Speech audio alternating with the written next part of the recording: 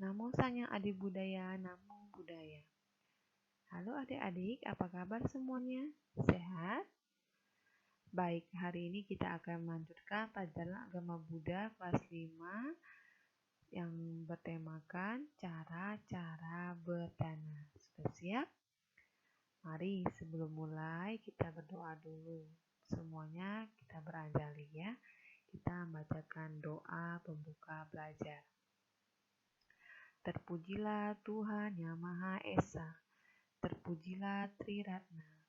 Dengan ini saya berdoa, semoga saya dapat belajar dengan baik dan benar, untuk menjadi anak yang pandai dan berbudi luhur.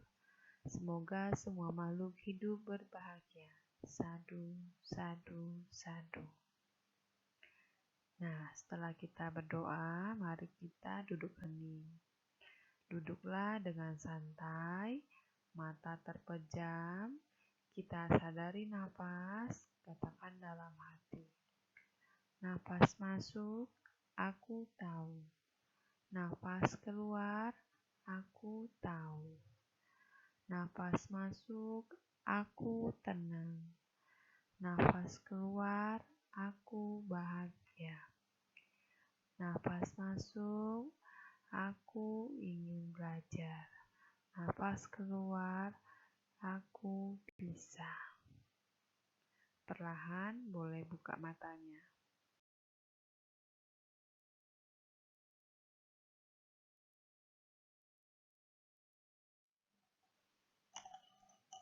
Baik adik-adik, hari ini kita akan belajar tentang cara-cara berdana.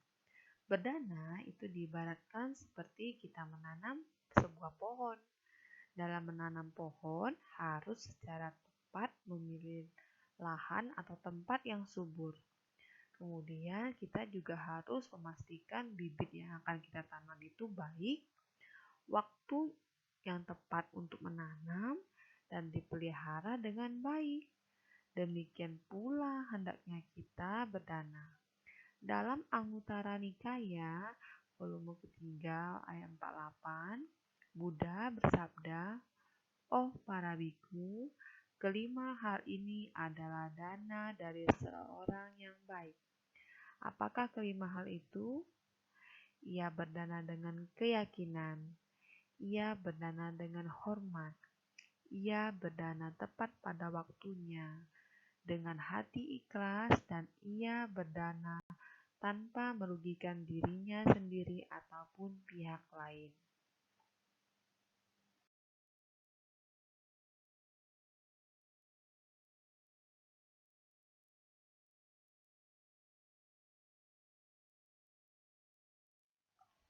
Berdana haruslah memperhatikan cara-cara berdana yang baik, agar dana tersebut dapat memberikan manfaat yang besar, baik secara materi maupun secara mental.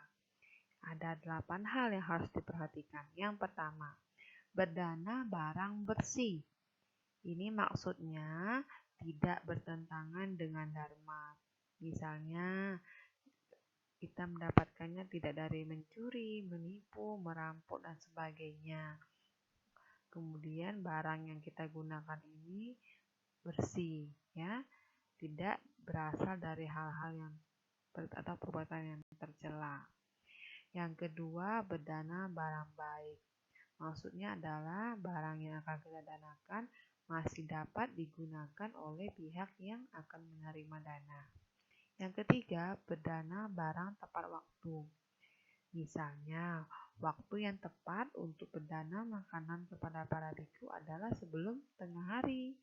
Atau kalau kita ingin berdana kepada anggota sangha, bisa di hari raya Katina.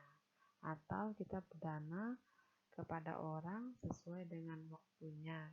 Misalkan pada saat dia lapar, kita berikan dia makanan. Itu juga contoh dari berdana barang tepat waktu. Yang keempat, berdana barang layak pakai. Nah, ini barang yang akan kita danakan itu harus pantas digunakan. Misalnya, barang kita ingin mendanakan sebuah pakaian kepada teman kita yang mungkin dilanda kesusahan. Nah, pakaian yang kita danakan haruslah pakaian yang baik. Ya, jangan yang sudah sobek-sobek. Ya, itu maksud dari berdana barang layak pakai. Kemudian berdana barang tepat guna. Maksudnya adalah barang yang kita danakan ini bermanfaat bagi penerimanya. Yang keenam, berdana secara berkesinambungan atau terus-menerus. Hal ini akan menjadi kebiasaan kita. Ya. Yang ketujuh, berdana dengan pikiran yang baik, tenang, tulus, dan tanpa pamrih atau tanpa mengharapkan balasan. Yang kedelapan, batin tetap gembira.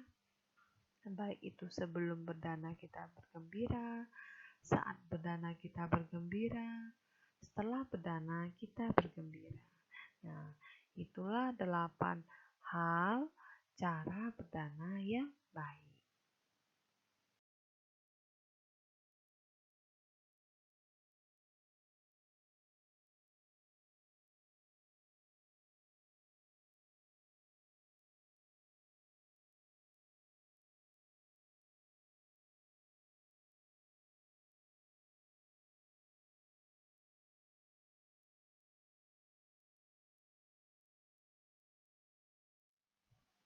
Itulah cara-cara berdana yang baik. Adik-adik, dana yang diberikan dengan baik yang akan memperoleh pahala yang besar. Berdana yang diberikan dengan keyakinan yang benar, di samping akan memperoleh kemakmuran, kekayaan, dan harta benda yang berlimpah, ia juga akan memperoleh wajah yang cantik atau tampan, bagaikan keindahan bunga teratai. Seseorang yang berdana dengan penuh hormat tidak hanya menghasilkan kemakmuran, kekayaan, dan harta benda yang berlimpah.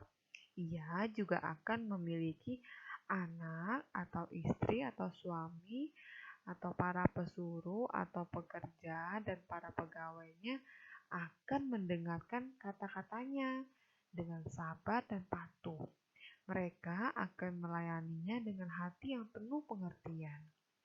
Berdana yang tepat waktu menghasilkan kemakmuran, kekayaan, dan harta berlimpah. Ditambah lagi dengan keberuntungan yang akan datang padanya tepat pada waktunya dan berlimpah. Berdana dengan hati yang ikhlas akan memberikan pahala kemakmuran, kekayaan, harta berlimpah, serta pikiran akan menikmati dengan segenap 5 indranya dengan baik. Terakhir, jika kita berdana tanpa merugikan siapapun, akan menghasilkan kemakmuran, kekayaan, dan harta berlimpah yang aman, terlindung dari bahaya api, air, angin, pencuri, dan ahli waris yang berwatak buruk.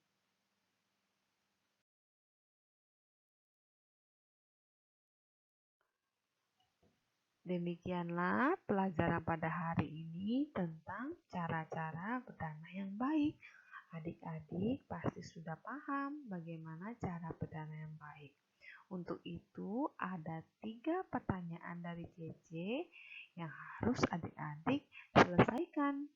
Yang pertama, apa pesan Buddha dalam Anguttara Nikaya volume 3 ayat 48? Yang kedua, mengapa tidak boleh menunda berdana?